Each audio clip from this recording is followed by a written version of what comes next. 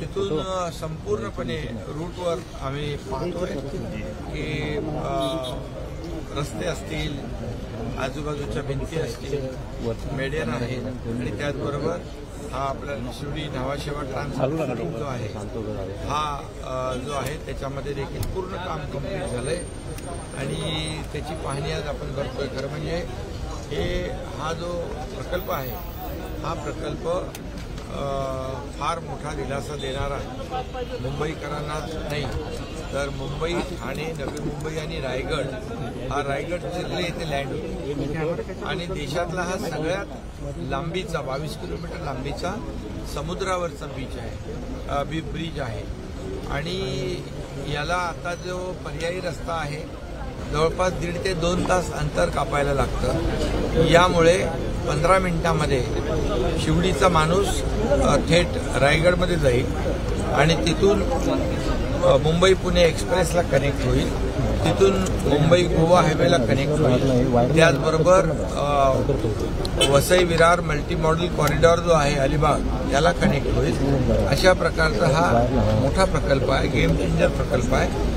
यामुळे मोठ्या प्रमाणावर वेळ, इंधन, पोल्युशन सगळंच कमी होतं. पंतप्रधान जे आहेत मुंबई, तिसरी मुंबई म्हणजे आता काय बघा तिकडे एवढं मोठं डेव्हलपमेंट होईल तर मुंबई आणि हा जो चिरलेचा एरिया आहे शिडकोमधला रायगडचा हा अगदी जवळ येईल. 2 तासाचं अंतर 15 मिनिटावर तर नक्की त्या ठिकाणी मोठ्या प्रमाणावर डेव्हलपमेंट होईल.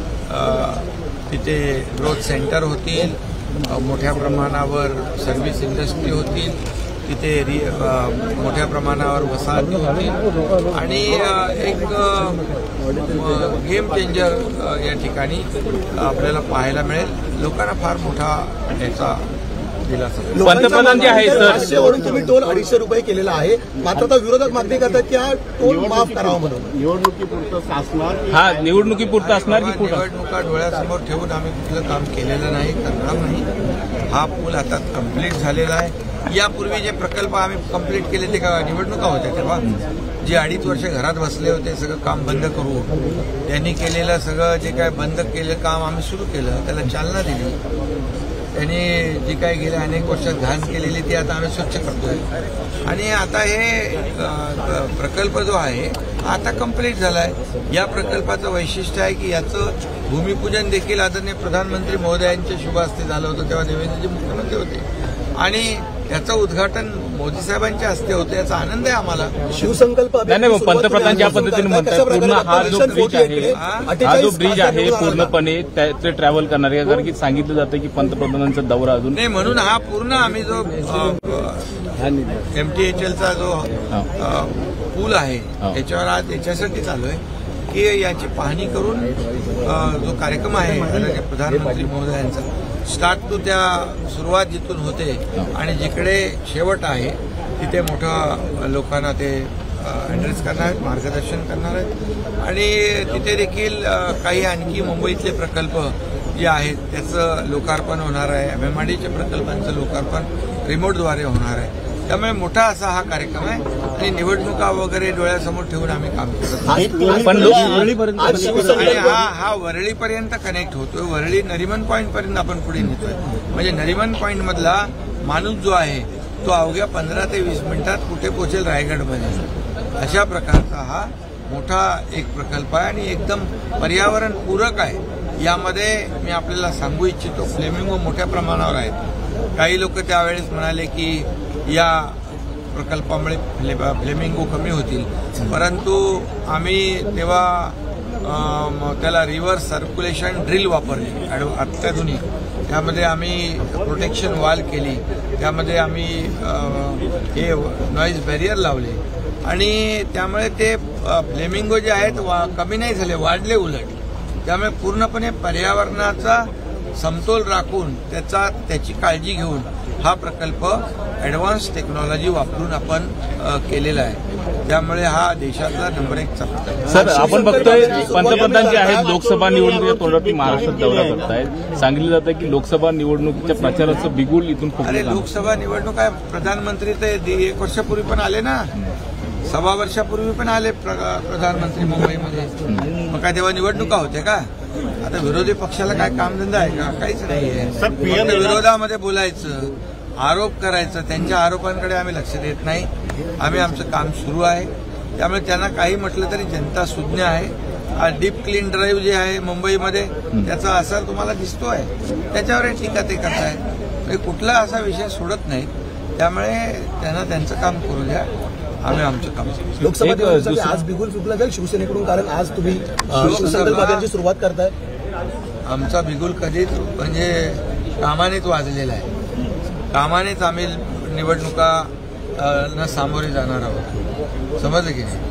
त्यामुळे खोटी आश्वासनं देऊन लोकांना फसवण्याचं काम आमचं सरकार करत नाही. प्रत्यक्ष काम करतं. शासन आपल्या दारी आपण पाहिला की अतिशय 2 कोटीपेक्षा जास्ती लोकांना त्याचा फायदा झालेला आहे. हा स्किल डेव्हलपमेंट आहे, त्याच्यामध्ये स्टार्टअप आहे, त्याच्यामध्ये मुख्यमंत्री स्वयंरोजगार योजना आहे. आपने कितने सेंटर चालू करे अभी? गावामध्ये सुरू केले पूर्णपणे 500 स्किल डेव्हलपमेंट सेंटर मुंबई महापालिकेच्या शाळांमध्ये आम्ही स्किल डेव्हलपमेंट सेंटर. तेव्हा काही निवडणुका होत्या. आम्ही निवडणुका वगैरे बघून नाही, लोकांना काय पाहिजे ते देण्याचं आम्ही काम करतोय.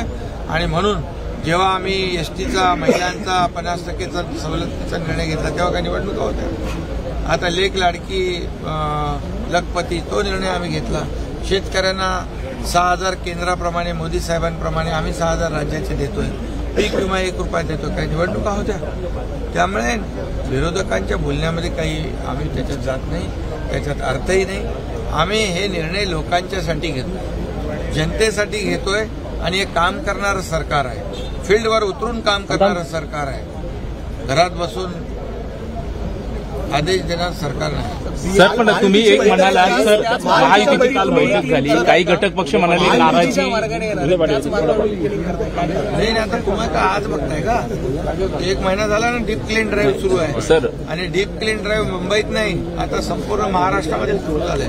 आणि सगळ्या शहरामध्ये टप्प्याटप्प्याने डीप क्लिनिंग ड्राईव्ह होईल. आणि संपूर्ण महाराष्ट्रामध्ये स्वच्छता अभियान जे घेतलेलं आहे त्यामुळे आरोग्यासाठी फार मोठा उपयोगाचा आहे. आणि इतर लोकांचं आरोग्य त्यामुळे खराब होत आहे, त्यांना पोटदुखी होते वगैरे, ठीक आहे. त्यांच्यासाठी पण आम्ही बाळासाहेब ठाकरे आपला दवाखाना 200 इथं मुंबईत आहेत आणि 700 महाराष्ट्रात आहेत. नाही, पण काल काही महायुतीच्या घटक पक्षांनी असं म्हटलं की आम्हाला डीप क्लीन स्वीप होतील अशी त्यांना भीती आहे. नाही, काल महायुतीची बैठक झाली, म्हणून त्यांची चिंता वाढली. ते डीप क्लीन होईल विरोधात, पण महायुतीतले घटक पक्ष बैठकीला दिसून आले. महाविकास आघाडीमध्ये काय सांगता? अर्धी लढाई महाविकास आघाडीमध्ये अजून नेता ठरत नाही. आमच्याकडे नेता नरेंद्र मोदी साहेब आहेत, त्यामुळे त्यांच्याकडे अजून नेता ठरत नाही. कोण कुठे आहे ते ठरत नाही. आणि त्यामुळे आम्हाला काही त्यांची चिंता नाही. त्यांना त्यांचं लखलाभ होऊ दे. आम्ही आमचं काम करू. आमच्याकडे मोदी साहेब आहेत आणि गेल्या 9 वर्षात मोदी साहेबांनी जे काम केलेलं आहे ते 50-60 वर्षात करू शकले नाहीत. ते मोदी साहेबांनी केले. 4 राज्यामध्ये तुम्ही बघितलं, मोदी गॅरंटीच चालली. इतर गॅरंटीला ऍक्सेप्ट नाही केलं. खोटं आश्वासन देऊन, खोटी गॅरंटी देऊन फसवणारे लोकांनी पाहिले. म्हणून राजस्थान, मध्य प्रदेश, छत्तीसगडमध्ये पार पाडवे केले. आणि म्हणून मोदी गॅरंटी चालली. आता लोकांनी त्यांना गॅरंटी दिली मोदींना की यावेळेस 2024ला अबकी बार मोदी सरकार 400 पार. असं हा कोण म्हणतोय? जनता म्हणते. आणि जनतेने आता त्यांना गॅरंटी दिली. लोकशाही मराठी ऐका, पहा, जागरूक रहा.